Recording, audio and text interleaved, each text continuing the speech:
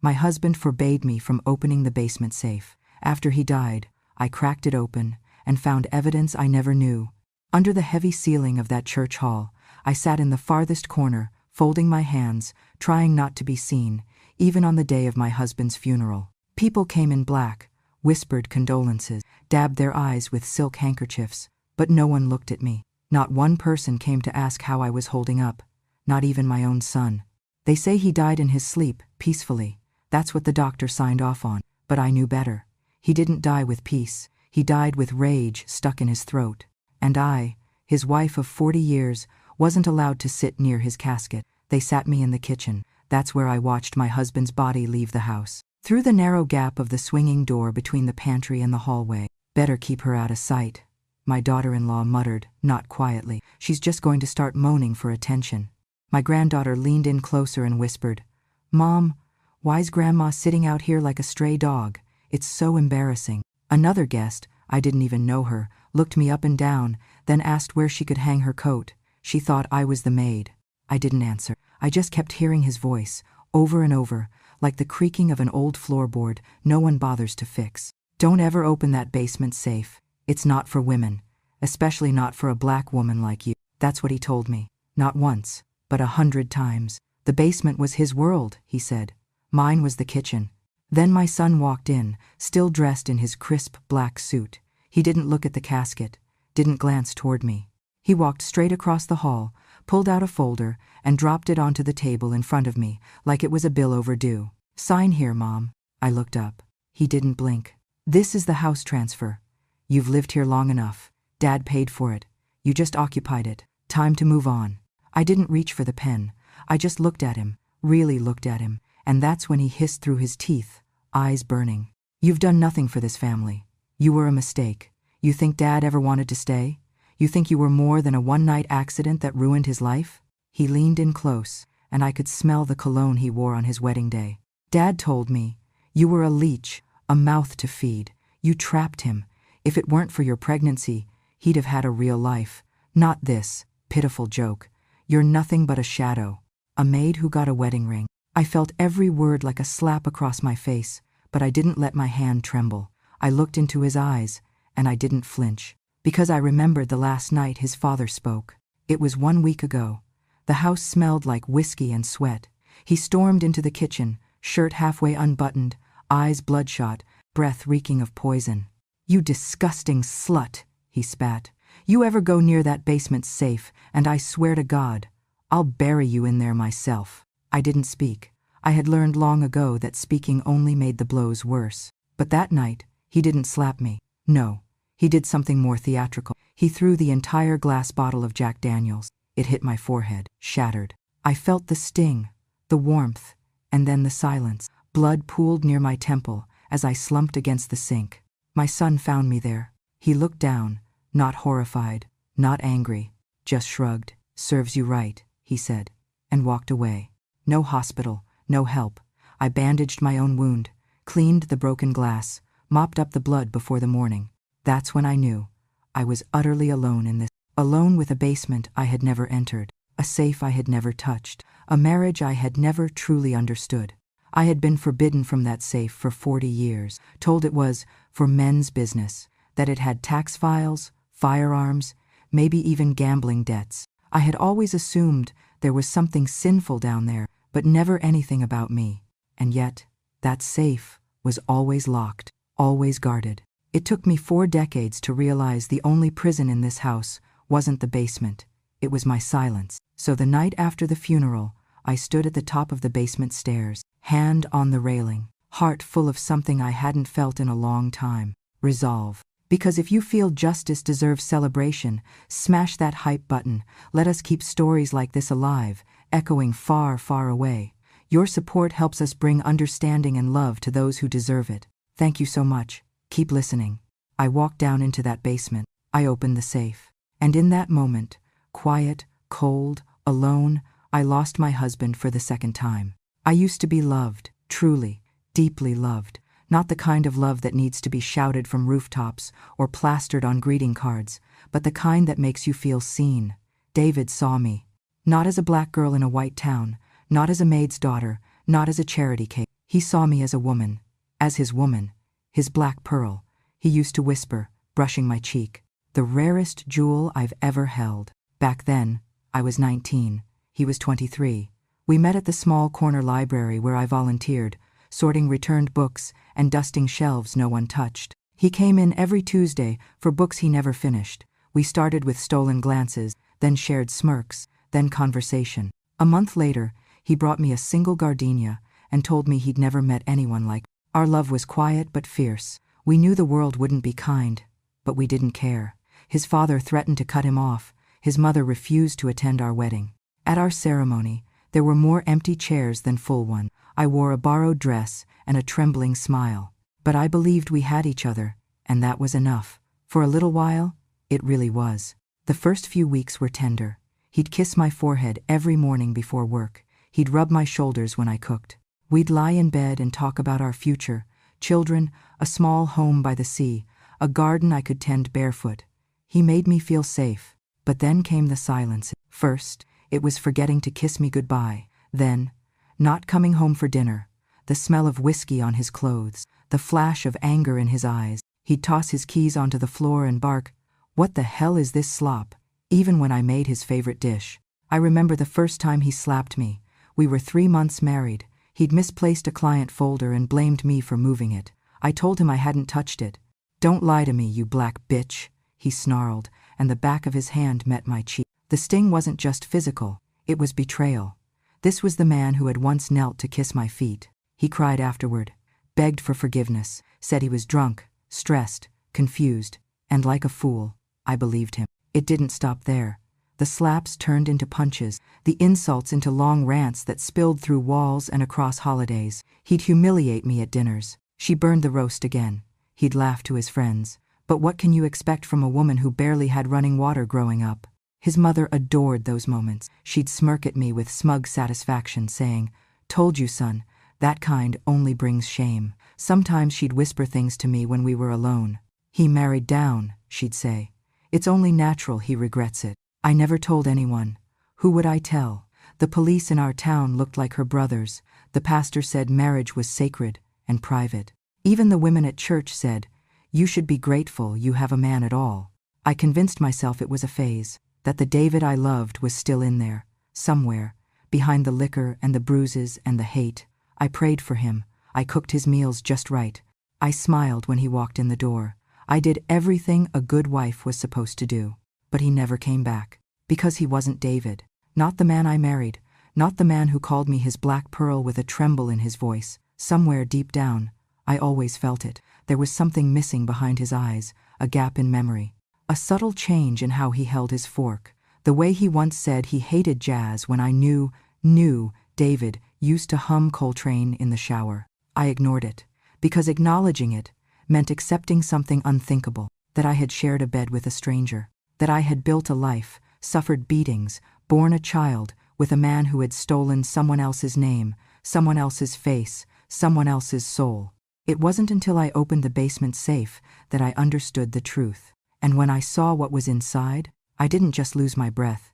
After David died, the house did not fall silent. It turned colder. The warmth I once imagined might return with his absence never came. If anything, the chill deepened. My son, the only child I had raised through nights of bruises and whispered lullabies, now looked at me like I was the last thing in his way. 3 days after the funeral, he sat me down in the living room, his father's chair beneath him, his fingers steepled like he had been rehearsing this all along. "We've discussed this," he said. "Me and Madison think it's time for a change." Madison, his wife, the one who winced every time I coughed, the one who changed the kitchen locks while I was out on a walk and said it was an accident. He slid the papers across the table. "House transfer. You sign, we let you stay here a few more months until we find you a nice facility." I looked down at the form. My name was printed there like a footnote, a legal inconvenience. "Your father left the house in my name," I said quietly. He smirked. "Technically, it was a joint asset, and now he's gone. Time for the living to move on. You'll be comfortable in a place with people your age." "And what about this place?" I asked. He shrugged. "It's too big for you. We want to remodel. Make it more our style. Madison's planning a sunroom where your sewing room is now."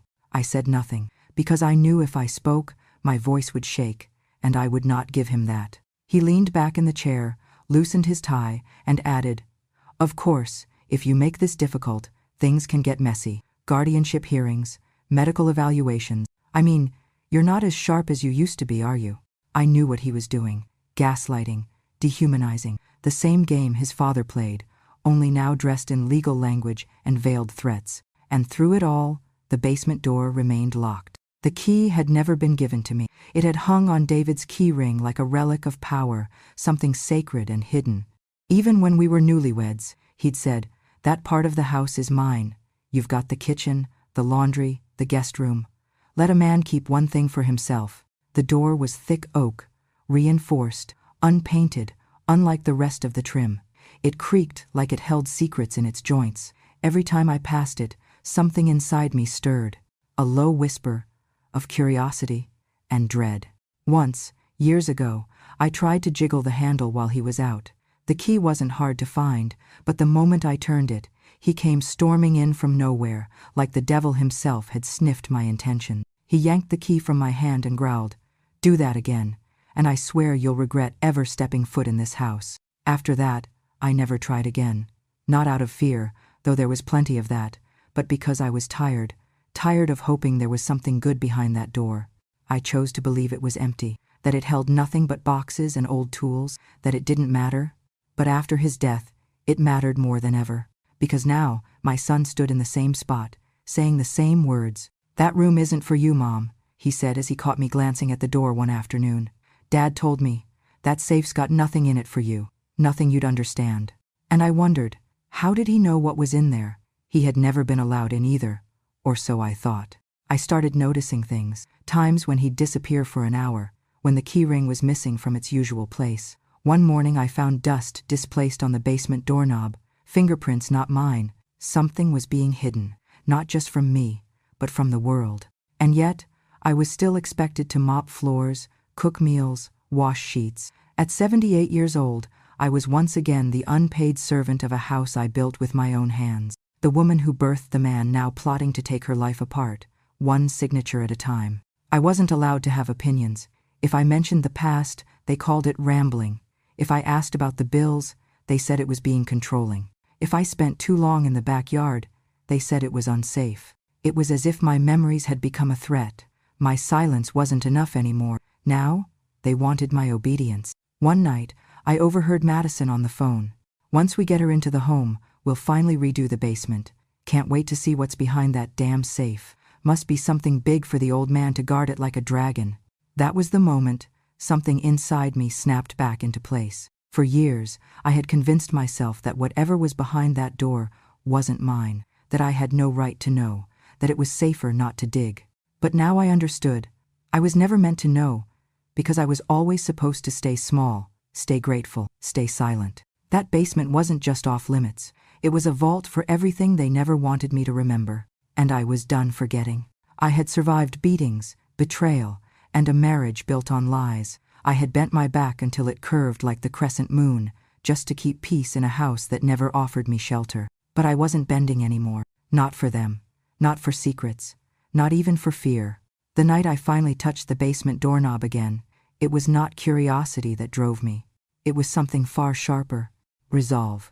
It was well past midnight when I made my move. The house had settled into its usual silence, Madison's shallow breathing down the hall, my son's snores low and rattling through the vents like a warning. But I had waited too long, too many years, too many bruises. That night, I felt no fear, only purpose. I crept into the hall closet and reached into the lining of the old camel-colored coat my husband used to wear every winter. He had never worn it after the stroke in his hand made the buttons too difficult to manage, but he refused to throw it out, said it still had secrets to hold. That line haunted me. My fingers found the hidden stitch immediately. I had mended that coat. I knew its every fold. Inside, there was a small, tarnished key, one I hadn't seen in over 4 decades. I held it like it might burn me, like the metal itself knew what it had locked away.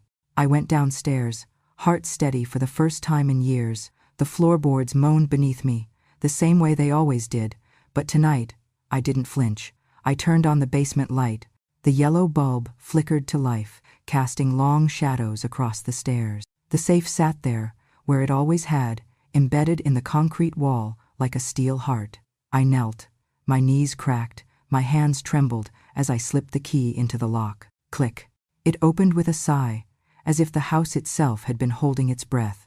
Inside was no stack of cash, no legal documents, no weapons. There was only a thin, black leather folder, and when I opened it, the world I knew crumbled. Beside me stood the man I had loved, the real one, not the imposter buried under stolen vows. This man, he looked like David, same bone structure, same jawline, same hairline, but his eyes, my God, his eyes, they were soft, loving, the kind of eyes that used to call me my black pearl and mean it. I dropped the photo, heart pounding. My hands dug deeper into the folder. Next came the passports, 2 of them. One read, David William Greystone. The other, Daniel Walter Greystone, twin brothers. I stared at the birth dates, same day, same hospital. Their baby photos were tucked in as well, David with a small dimple on his left cheek, Daniel with none, and then, folded neatly behind the passports, was a letter. The paper was yellowed, the ink faded, but I would have recognized that handwriting anywhere. Dearest Pearl, it read, I do not know if you will ever read this. I do not know if you are still alive, or safe, or free. But if you have found this letter, then it means something survived. You survived. And that means hope is still alive. Daniel took everything from me. My name, my life, my face. He wanted you from the start. He told me so, said I didn't deserve someone like you, that I was wasting my life on a girl who didn't know her place. He drugged me the night before our wedding. I woke up somewhere I didn't recognize, and by the time I escaped, it was too late. He had already taken my vows, my home, my future, but I never stopped loving you. You are my only reason to stay alive. You are the rarest woman I have ever known. My black pearl. If you are reading this, please, please find someone who can help. Love always, David. I could not breathe. My knees buckled. I sat down right there on the concrete floor, letter clutched to my chest like a heartbeat. The man I had lived with for 40 years, the man who had spat at me, called me a whore, beaten me senseless, was not my husband. He was his brother, a stranger. And the real David, the man who once kissed my hand in the dark and whispered that I made the stars look dim, he was out there, somewhere, waiting, hoping. 40 years of silence, of pain, of lies. I thought of every moment that had not made sense, his sudden change after the wedding, the way he flinched when I played Coltrane, how he forgot the name of the dog we buried together, how his mother had smiled so smugly when he turned cruel. She knew. They all knew. I had been a prisoner in my own home, not just of a cruel man, but of a grand deceit, and I had been too afraid, too beaten down, to open the one door that would have told me everything, until now. I picked up the photograph again, and I wept, not because I was broken, but because I had finally begun to remember who I was. I was not a maid, not a mistake, not a burden. I was a woman loved so fiercely that even after 40 years of separation, my husband still wrote me letters, still called me his black pearl. And now, I was going to bring him home. I almost missed it. The flash drive. It was tucked inside the lining of the leather folder, folded so seamlessly between the stitching that I had to run my fingers along the edge twice before I felt the small, hard curve beneath the fabric. It was small, black, no label, just a single USB stick with a red mark on one side, barely visible unless you knew to look for it. I took it upstairs that night, hands still shaking from what I had already discovered. I waited until the house fell asleep again, until the sighs of the walls quieted and the night fell back into its usual hush. Then I turned on the old laptop. My son insisted I was too old to use, the one they kept in the guest room, dusty and slow. When the screen lit up, I inserted the drive. One file, a video file. It asked for a password. My heart beat in my ears. My fingers hovered over the keyboard. I typed the date of our wedding, the 11th of June, 1977. The file unlocked. The screen went black for a moment, then grainy footage flickered to life. A man sat in a dimly lit room, concrete walls, one flickering bulb overhead. He was seated in a chair with metal cuffs binding his wrists. His hands trembled, the skin spotted with age, his frame alarmingly thin. But those eyes, God, those eyes. I knew them like I knew my own reflection. Pearl, he said. His voice cracked like dry wood, but it was him. Pearl, if you're watching this, it means I failed. Or maybe I finally got lucky and someone found a way to show you the truth. I don't know anymore. Days are long here. I don't always remember where I am. He coughed, a harsh, grating sound that shook his whole body. My name is David Greystone. I was, supposed to be your husband. But my brother, Daniel, he took everything from me. He blinked, tears forming at the corners of his sunken eyes. The night before our wedding, he came to my room. I thought he wanted to talk. He brought a bottle of wine, said he was finally ready to make peace. We laughed for the first time in years, and then, the room spun. David looked down. Shame painted every line of his face. I woke up in a moving truck, hands tied, mouth taped. A man I didn't know drove for hours. I was handed off like a sack of grain, moved through towns, borders, countries, until I was here, somewhere in Central America, Guatemala, I think. He swallowed hard. I begged them to let me send a letter to you, but they laughed, said no one would care, said Daniel had already married you, said I was a ghost. He closed his eyes for a moment, then looked back at the camera. Pearl, I watched from afar as Daniel built a life that wasn't his. I was allowed to live, but only if I sent money. They gave me odd jobs, dangerous jobs, made me work in conditions no man should survive, and each month, the money was wired out, not to help me, but to make sure I stayed useful. He paused. And then I saw him, our son. My breath caught. David continued, his voice growing more brittle. He came here once, just once. I recognized him immediately. He didn't recognize me. Or maybe he did, but he didn't care. He handed me an envelope, said if I stopped cooperating, things would get worse. He looked me in the eye and said, "You got lucky we didn't bury you back in 1977.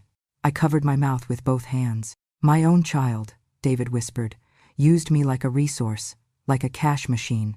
He leaned forward in the chair, the chain rattling softly. I don't blame you. I never blamed you. I know you didn't know. But if you've found this pearl, if there's still a part of you that remembers me, please, please tell the world. Let them know I existed. Let them know I didn't leave you. I was stolen. I was erased." He began to cry then, not loud, but quietly, like a man who had nothing left to protect. "You were the best thing I ever had, the best woman I ever knew. You are not a burden. You are not what they made you believe." The screen flickered. The video ended. I sat in that room for what felt like hours. I did not cry. I could not. There were no tears left in me. Only fire. Only rage. Everything made sense now. The change in his eyes, the cruelty, the disdain for music, the way my son echoed his father's bitterness, as if born from a seed of resentment. They had built a life on a grave. My life. David had survived hell so that the imposter could enjoy comfort. And my son, our son, had chosen to serve the man who wore his father's face, but none of his soul. That was the night I stopped being afraid. That was the night I remembered who I had been before the beatings, before the silence, before the lies. I had been a woman who once inspired poetry. I had been someone worth stealing. And now, I would become someone they would regret underestimating. I had just closed the laptop, my hands still trembling from what I had seen, when the door swung open with a violent crack. The frame rattled. My son stood there, his shadow spilling across the room like a stain. His eyes were sharp and gleaming, his breath fast. He must have been listening outside the door. Maybe he always did. "What the hell are you doing?" he barked, stepping inside. His voice was deeper than usual, almost a growl. "You went where you shouldn't have gone." Before I could move, before I could even reach for the USB still warm in the port, he lunged forward. His hand shot out, snatched the drive, yanked it so hard the laptop tipped. He held the small stick between two fingers as if it were a dead bug. Then, without a pause, he hurled it to the floor and ground it under his heel until it cracked and splintered. "You shouldn't know," he said. His voice wasn't loud now. It was low, cold, like a knife pressed against the skin. "You were never supposed to know." I stared at him. My son, my only child, the baby I had held against my chest while my bruises still ached from his father's fists, the boy I had fed from my own hunger, clothed from my own bare back. His face was unreadable now, as if the boy I'd known had been replaced by something else. "You think you're clever, don't you? You think you found some grand truth in that safe, he smirked. You don't even know half of it. Then tell me, I said quietly. My voice didn't tremble. I would not give him that. He stared at me for a long time. Then, almost casually, he sat down on the edge of the bed. Fine. You want the truth? Here it is. I've known since I was a kid, Daniel told me himself. Told me he wasn't your husband, not really. That my real father was weak, that he'd been taken care of. He said he saved you from a life of poverty and shame. I believed him. He looked at me, eyes glittering. I liked having a father who wasn't weak, a father who taught me power, who showed me how to take what you want instead of begging for scraps. I felt my stomach turn.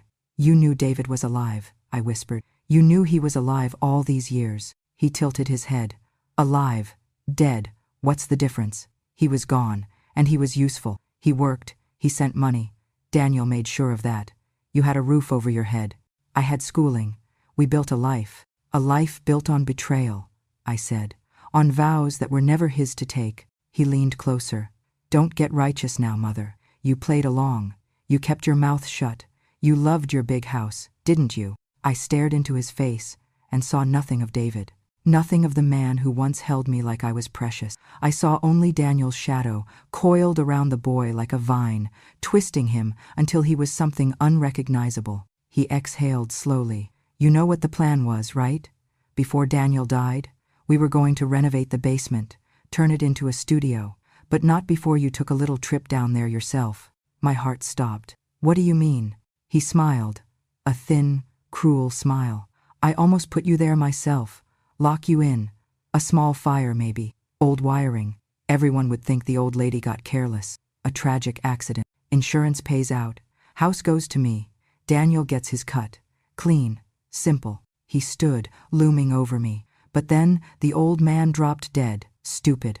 Heart gave out before we could finish it. And now here you are, sticking your nose where it doesn't belong. He lifted his hand and struck me across the face. Hard. My head snapped to the side. The sting burned my skin. But I didn't cry. I didn't fall. I just looked back at him, steady. Because he didn't know. He didn't know that 3 nights ago, after I found the letter, I had already made copies, printed, scanned, emailed to a friend from church who owed me a favor, mailed a packet to a law firm in Boston, even posted a sealed envelope to the FBI tip line, all with one instruction: if anything happens to me, open immediately. I dabbed the corner of my mouth, tasting the iron tang of blood. You think you're clever, I said softly. You think you're powerful. His nostrils flared. I am powerful. Without me, you're nothing. A senile old woman no one believed. Maybe, I said. But even senile old women know how to make copies. He froze. I watched the realization creep across his face like a slow shadow. The arrogance faltered. The smirk slipped. You, he began, but stopped. I straightened my back, ignoring the ache in my spine. I am not afraid of you, I said. Not anymore. For a long moment, neither of us moved. The house seemed to hold its breath. Then he turned, muttering something under his breath, and stormed out of the room, slamming the door so hard the frame cracked. I sat on the bed, my cheek throbbing, and let the silence settle again. I didn't need to chase him. The fuse was already lit. The truth was already in motion. He thought he had cornered me, but he had no idea the world outside these walls already knew everything. I did not scream. I did not storm into police stations or call every news outlet in a fury. That was never my way. After 40 years of surviving in silence, I knew one truth better than anything else. Sometimes the loudest justice is served in complete quiet. 3 days after he hit me, I met with someone I hadn't seen in over 30 years, Louise Turner. We were roommates back in college, back when I still believed in futures, back before life taught me otherwise. She had gone on to become a lawyer, then a judge, then a retiree who gardened and played bridge on Tuesdays. But the fire in her had never gone out. And when I handed her the copies of the documents, the passports, the letter, the photograph, and what I had left of the video, she said only one thing: this will be the loudest silence we ever orchestrated. She made a few calls, the kind of calls that don't go through public switchboards. Within a week, federal agents were at my door. The FBI listened. For hours, they interviewed me, reviewed the timeline, the documents, the people involved. They did not dismiss me. They did not condescend. They looked at the chain of evidence, and nodded slowly, like men who had seen enough of the world to know truth when it walked in with bruises. The video, even in fragments, was enough. They brought in forensic analysts to restore parts of it, and Louise, God bless her, found someone at an international NGO who had connections in Central America. A humanitarian task force picked up the scent. It took almost 10 months of paperwork, red tape, and quiet negotiations with local law enforcement in Guatemala. But then, one morning in early spring, I got a phone call. "We found him," the voice on the line said. My knees gave out. I slid to the floor of the kitchen, clutching the edge of the table with one hand. "He's alive. Malnourished, injured, but alive." David had been found in a makeshift labor camp outside Coban. He had been listed as William Gray, an alias assigned to him by his captors. He was blind in one eye, had 2 fractured ribs that never healed right, and could no longer walk without a cane. But when they showed him a photo of me, tears rolled down his sunken cheeks. He whispered my name, Pearl. The nation exploded. My story, our story, was everywhere. The stolen groom, they called it. The widow who wasn't.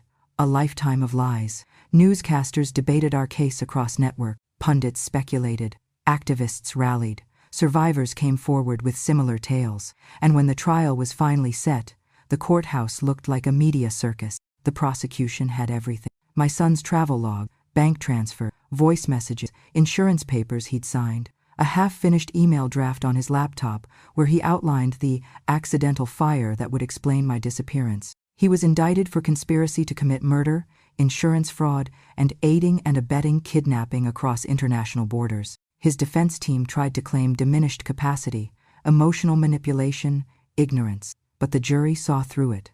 I took the stand on the 4th day of trial. The room was packed. Journalists lined the back wall. Cameras flashed so often the air seemed to strobe. I walked slowly to the witness box, dressed in navy blue, hair pinned, spine straight. He wouldn't look at me. My son, the boy I raised, the man who betrayed me. He sat there, jaw clenched, in a suit 2 sizes too tight for his ego. And when the prosecutor asked if I had anything to say to him, I turned to face him fully, and I said, "I am not here for revenge. I am here because I did not forget." I looked out over the courtroom, steady, clear. I remembered every slight, every bruise, every lie told to my face. I remembered the wedding vows I made to a man who never got to speak his. I remembered the years I stayed silent so that my child could eat, could grow, could believe the world was safe. I turned back to him. "You tied your future to a man who stole everything from me, and now you're being dragged down by the same rope he used to hang me in silence." He looked up at me then. For the first time, there was no remorse, only rage. But it didn't reach me. I had built an armor out of pain, and he could not touch it now. After I stepped down, the judge asked if I wanted to make a final statement to the court. I nodded. I've lived long enough to see that the truth is not loud. It waits, and it sharpens. I looked at the jury, at the nation. I didn't shout. I remembered. And sometimes, remembering is the sharpest weapon of all. The courtroom was quiet when I walked out. But outside, the world roared. And somewhere, thousands of miles away, David was packing a small suitcase, his passport in hand, ready to board a plane home. Boston Logan International Airport was a sea of movement, families reuniting, lovers embracing, children clinging to legs in airport reunions that looked like movie endings. But I stood still, steady, as the world moved around me. 1 year had passed. 1 year since the trial. Since the sentence, since the cameras stopped calling, and the crowds stopped staring, since my name stopped trending, and I was allowed to breathe again, not as a victim, but as a woman rediscovered. I clutched a bouquet of white gardenias, David's favorite. My fingers trembled, not from fear this time, but from something softer, something unfamiliar. Hope. They had warned me he'd look different. The doctors, the agents, the caseworker who had stayed in touch all year, they told me he'd be thinner, slower, weaker than I remembered. But they didn't tell me what it would feel like to see his eyes again.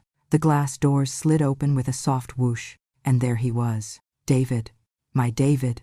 Not the imposter who wore his face, not the shadow who stole his life. The real man, the one who once traced the curve of my neck like a map back home.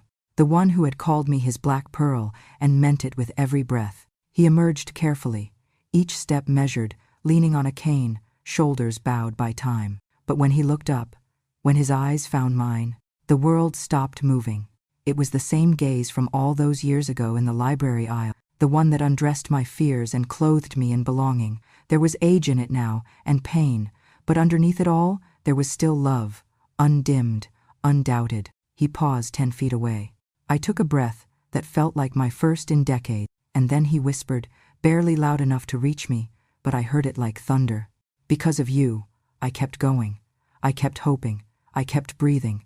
For the day I'd see you again, my one and only black pearl. His voice cracked. Thank you for saving me. I moved before I knew I had moved. The flowers fell from my hand, scattering petals across the terminal floor. I reached him, wrapped my arms around him, and felt him collapse into me, not from weakness, but from the weight of all that had been carried alone for too long. We stood there, just holding each other, letting 40 years pass between our hands, our arms, our breath.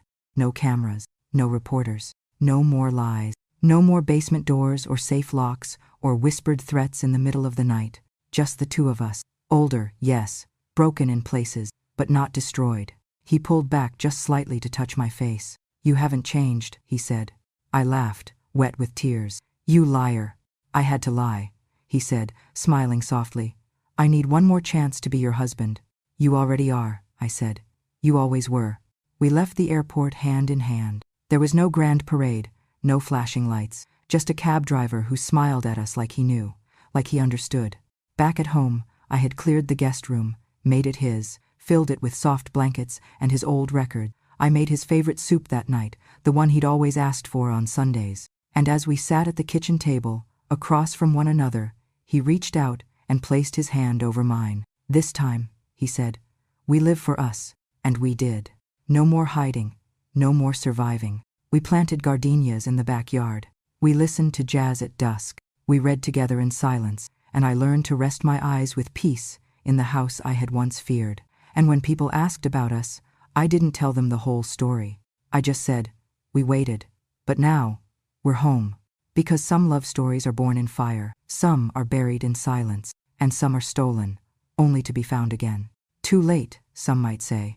But for us, it was exactly the right time. And this time, it was forever. If you've stayed with me till the end, thank you, from the depths of a heart that's seen too much and survived even more.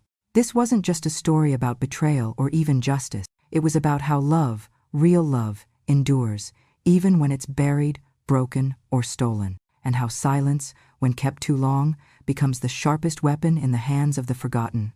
I am no hero.